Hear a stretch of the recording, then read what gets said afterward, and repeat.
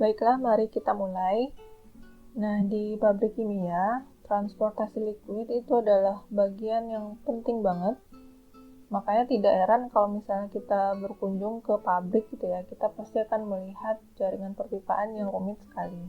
Baik itu jaringan perpipaan untuk liquid proses ataupun jaringan perpipaan untuk liquid utilitas. Tanpa transportasi liquid itu pasti nggak akan ada reaksi yang terjadi di reaktor, tidak mungkin akan ada proses pendinginan yang terjadi di cooler, boiler itu pasti akan kosong, dan lain-lain. Ya jelas lah ya, apa gitu yang bisa terjadi di pabrik kalau misalnya nggak ada liquid yang bisa jalan-jalan di dalam pipa gitu. Oleh karena itu, penting banget bagi para calon chemical engineer untuk memahami segala seluk-beluk aliran liquid, terutama aliran liquid yang ada di dalam pipa. Nah, mengingat proses jalan-jalannya liquid di dalam pipa itu adalah bagian yang penting banget di pabrik kimia, maka pompa itu adalah kebutuhan utama yang tidak mungkin bisa dihilangkan dari pabrik. Ketika suatu liquid mengalir di dalam pipa dari satu unit proses ke unit berikutnya, itu akan ada dua hambatan yang ditemui oleh liquid tersebut. Yang kalau misalnya hambatan ini terlalu besar, maksudnya itu melebihi energi yang dimiliki oleh liquid, maka liquid tersebut bisa saja tidak tiba di unit yang ingin dituju. Nah, di sini hambatan pertama, dan ini sudah kita pelajari sebelumnya, itu adalah friksi, yang dia hadir karena adanya efek kekasaran dari bahan pipa. Nah, friksi ini menahan gerak liquid, dan untuk itu, agar liquid bisa tetap mengalir, liquid perlu energi tambahan yang energi tersebut cukup besar untuk bisa melawan hambatan dari friksi. Nah, di sini fungsi pompa itu adalah memberikan energi tambahan kepada liquid sehingga liquid tersebut bisa melawan hambatan friksi dan bisa terus mengalir. Kemudian dalam perjalanannya, liquid itu nggak selalu mengalir dalam kondisi horizontal atau mengalir di pipa yang mendatar. Ada kalanya itu liquid juga harus mendaki ketinggian tertentu agar tiba di unit yang dituju.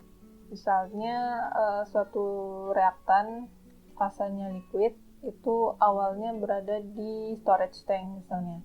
Kemudian reaktan tersebut mau diumpankan ke reaktor, di mana reaktor ini posisinya misalnya ada ya 3 meter lah kira-kira gitu ya di atas tanah. Nah, itu kan pasti untuk bisa masuk ke dalam reaktor tersebut, pipanya itu kan harus mendaki dulu kan ya, karena kan posisi reaktornya itu di atas permukaan tanah. Nah, kemudian karena posisi inletnya itu di atas tanah, dan itu pun juga ada pada ketinggian tertentu, pasti kan fluida itu harus mendaki dulu, naik vertikal, terus baru belok, terus baru bisa masuk ke reaktor. Nah, perjalanan mendakinya liquid ini ibarat kayak olahragawan yang sedang panjat tebing. Pasti ada dibutuhkan energi tambahan untuk mengangkat liquid tersebut sehingga bisa mencapai ketinggian tertentu, ya. Nah, dalam hal ini energi untuk mengangkat liquid tadi berasal dari pompa, ya. Kalau misalnya tadi aja udah ada friksi, itu dibutuhkan pompa untuk bisa memberikan energi tambahan kepada liquid sehingga bisa tetap mengalir.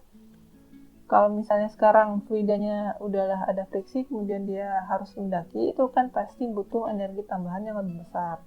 Nah, dalam hal ini, pompa itu juga pasti akan sangat dibutuhkan karena itu tadi, aliran liquid itu nggak selalu mendatar horizontal di atas tanah. Dia pasti ada suatu saat liquid itu harus naik vertikal ataupun misalnya ada sudut tertentu, pokoknya intinya dia harus naik ke ketinggian tertentu supaya bisa mencapai unit yang mungkin berada di atas permukaan tanah.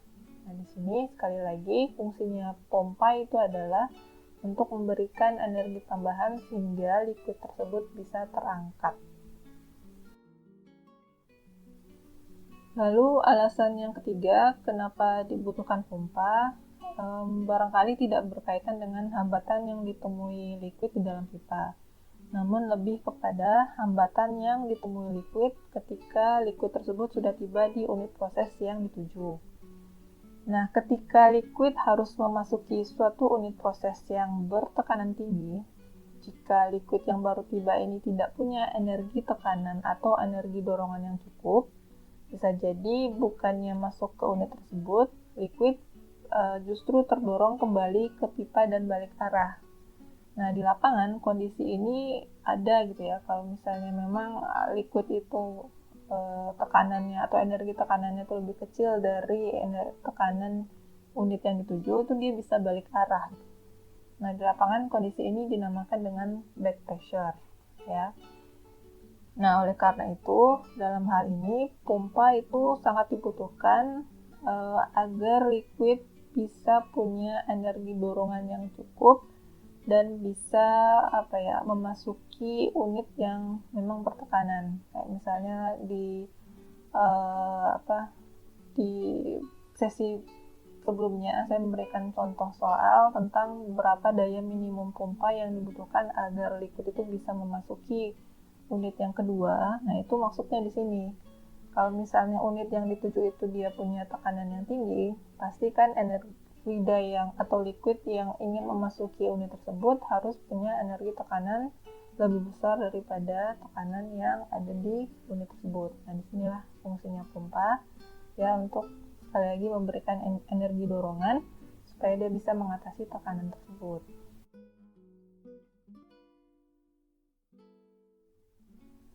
Oke, dari sini dapat kita simpulkan, dan ini harus kita semua pahami dengan baik, bahwa pompa itu adalah alat yang berfungsi untuk memberikan energi dorongan kepada liquid agar bisa tetap mengalir baik horizontal maupun vertikal. Dan di sini perlu diingat bahwa pompa itu memang lebih spesifik fungsinya untuk aliran fluida. Jadi tekanan yang dihasilkan dari pompa itu lebih diarahkan atau lebih spesifik untuk maksudnya mendorong liquid supaya terus mengalir, bukan tekanan yang dihubungkan dengan fluida itu menjadi terkompresi. Enggak ya. Jadi sekali lagi saya ingatkan bahwa pompa itu fungsinya lebih ke membuat fluida itu bisa tetap mengalir, tidak dimaksudkan untuk menaikkan tekanannya.